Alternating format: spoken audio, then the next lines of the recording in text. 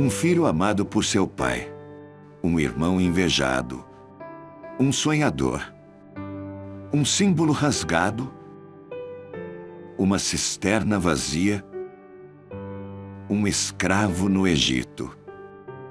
No texto que nós temos em Lucas 1:37, a palavra de Deus vai dizer: porque para Deus nada é impossível. Sabe, José viveu como escravo na casa de Potifar. Contudo, era o homem da sua confiança, um escravo que tinha alguma coisa em comum, pois tudo o que ele fazia prosperava. Um laço lhe foi preparado, mas ele não caiu em tentação para não pecar contra Deus. Sua fidelidade lhe deu o direito de ser colocado na masmorra, e como está escrito, os seus pés foram presos com correntes e no seu pescoço puseram uma coleira de ferro. Salmos 105:18. Mas Deus era com ele, sendo isso confirmado pela prosperidade que o acompanhava. A interpretação de 2 sonhos que se concretizaram foi a porta para a mudança em sua vida, embora tendo sido esquecido por 2 anos. Tempo de Deus. E mais 2 sonhos para serem interpretados. Busquem um escravo preso, foi a ordem do faraó, o rei do Egito. Então, José, ao interpretar os sonhos do faraó, ainda lhe deu sugestões inteligentes, fazendo com que todos o recebessem como o segundo no trono do Egito. Apenas o faraó estava em uma posição mais elevada. O faraó então lhe disse: entrego a você agora o comando de toda a terra do Egito. Em seguida, Faraó tirou do dedo o seu anel-selo e o colocou no dedo de José. Mandou-o vestir linho fino e colocou uma corrente de ouro em seu pescoço. Gênesis 41, versos 41 e 42. Uma outra história. Uma menina órfã de pai e mãe.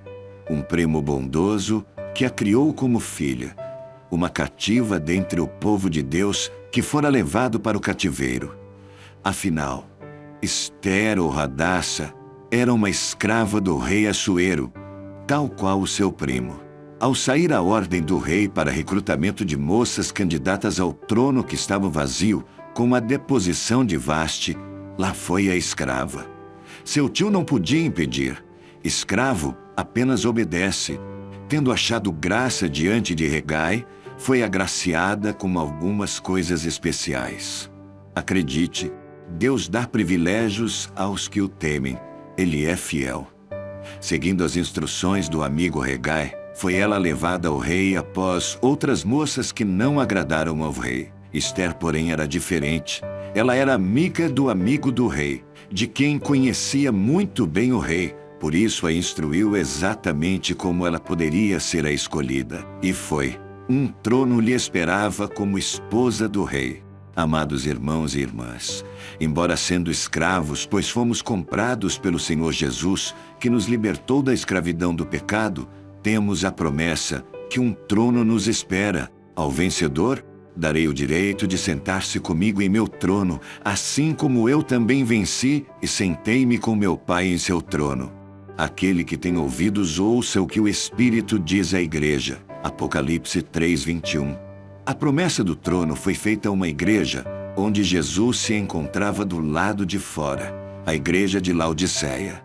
A palavra diz que eram cristãos mornos, miseráveis, dignos de compaixão, pobres, cegos e nus. Precisavam de arrependimento. Apesar das nossas falhas, das nossas desobediências e fraquezas, aquele que nos comprou deseja que nós, escravos, nos assentemos em seu trono. Meus queridos, vale a pena ser fiel a esse Senhor maravilhoso e assumirmos de verdade a nossa posição de servos, de escravos, vivendo em submissão a Ele, tomando diariamente seu jugo, aprendendo dele e renunciando a tudo o que não lhe agrada para segui-lo. Que não cedamos à tentação da nossa natureza carnal, onde o vírus luciferiano está inoculado. José estava no trono, mas vivia em submissão ao faraó. Afinal, ele era ainda escravo do servo do rei. Seu pai e irmãos vieram para o Egito com liberdade, debaixo da proteção e o auxílio de um irmão que fora vendido como escravo. Esther era a rainha do reino da Pérsia, porém era escrava, e se o seu povo fosse dizimado como escravos, ela corria risco, mesmo como rainha. Vivia sob domínio. Muito em breve, o senhor dos escravos que ele escolheu como sua noiva virá e os levará para si mesmo, para que onde ele está, estejam também aqueles que ele escolheu. Você tem um dono, e o nome dele é Jesus. Corajosamente ele nos comprou pagando um preço altíssimo, a sua vida. Como está em Isaías 53:12, derramou a sua alma na morte e nos libertou do jugo do pecado. Que amor! Comprou o que não tinha nenhum valor, escolheu as coisas desprezadas, loucas, fracas, humildes, mandou trazer os coxos, os cegos, os mancos, aqueles que a lei não permitia ser sacerdotes, e hoje, pela graça do Senhor, são sacerdócio real. Os que receberam a Jesus, crendo nele, são guiados, são dominados, são controlados pelo Espírito de Deus, porque não são de si mesmos. Escolhidos, comprados e selados com um selo de propriedade exclusiva de quem comprou. Quem pertence a Deus tem a marca que lhe identificará no dia da redenção, como está escrito em Efésios 4:30. Bem, agora os comprados por Jesus têm o direito de serem feitos filhos de Deus. É o que está em João 1:12. E esse direito já é suficiente para que vivamos uma vida com ânimo, com alegria, com esperança, confiando em quem assumiu a responsabilidade conosco. Por outro lado, nada mais nos pertence. Tudo é daquele que nos comprou. Ele é quem determina tudo sobre a nossa vida. Mas entenda, tudo mesmo. Os escravos não tinham opção de escolha, simplesmente dependiam em todas as coisas do seu senhor. Desde a comida até a roupa que vestiam, o lugar que viviam, a pessoa com quem iriam constituir família, também o serviço que executavam, seja em casa, no campo ou mesmo com os animais. O escravo não se preocupava se alguém fizesse alguma coisa contra ele. Sabe por quê? Não era ele quem tinha que se defender, mas o seu dono agiria em seu favor. E assim é Jesus em relação a mim e a você.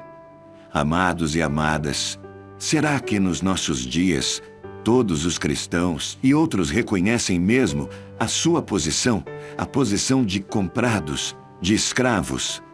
Se assim fosse, tanta gente não andaria por aí reivindicando direitos no reino, não é verdade? Tanta gente exigindo que o dono faça o que eles querem, deixando o eu controlar tudo. Quando verdadeiramente assumimos a posição de comprados, que temos um dono, que todo o poder lhe foi dado no céu e na terra, podemos viver descansados, confiantes, sabendo que a vontade dele para mim e para você é boa, perfeita e agradável. O nosso dono cuida de todos os detalhes que diz respeito à nossa vida. Ele supre todas as nossas necessidades e, por isso, temos razão de sobra para vivermos alegres e felizes. E como se não bastasse, ainda prometeu que viveremos a eternidade junto dele, na casa do Pai. O que podemos querer mais? Sejamos, portanto, eu e você, servos submissos, obedientes e contentes em tudo o que nos for ordenado fazer. Pense sobre isso. Eu quero agora orar por você, amém? Mas antes, se Deus falou ao seu coração, deixe aí um gostei, compartilhe esse vídeo com seus amigos e familiares. Se você tem um pedido de oração, escreva aí nos comentários. Feche os olhos, vamos orar. Santo, santo, santo é o Senhor, Deus de amor, de graça e de misericórdia. Nos colocamos na tua presença, ó Deus de Israel. Pedimos perdão dos nossos pecados, Pai. Queremos te louvar e te bendizer por Cristo Jesus, o nosso Senhor e Salvador. O seu plano, Papai, perfeito de salvação para mim e para cada um dos meus irmãos que oram comigo neste tempo. Ó Senhor, que possamos entender que fomos comprados a preço de sangue, sangue imaculado do Rei dos Reis, do Senhor dos Senhores, e que, portanto, podemos descansar, porque somos servos de um Senhor amoroso e zeloso. Que o nosso coração encontre paz neste tempo e que o nosso coração também encontre alegria em fazer a Tua vontade, ó Deus, entendendo que a Tua vontade a nosso respeito é sempre boa, perfeita e agradável, conforme falamos. Ó Deus poderoso de Israel, derrama suas bênçãos e a sua proteção, a tua presença no meio do teu povo, que possamos mesmo ser impactados, Pai, pela tua doce presença, e que haja, Senhor, um derramar do teu amor sobre as nossas vidas, e que este amor alcance outras vidas que serão impactados pela tua presença. Esse é o desejo do meu coração, Senhor. Restaura, Pai, agora a alegria, o ânimo, a esperança no coração desse irmão, a esperança no coração dessa irmã, Pai, a fim de que eles possam entender o quão preciosos são e o quão alto foi o preço pago por suas vidas, que entendam que são importantes para o Senhor.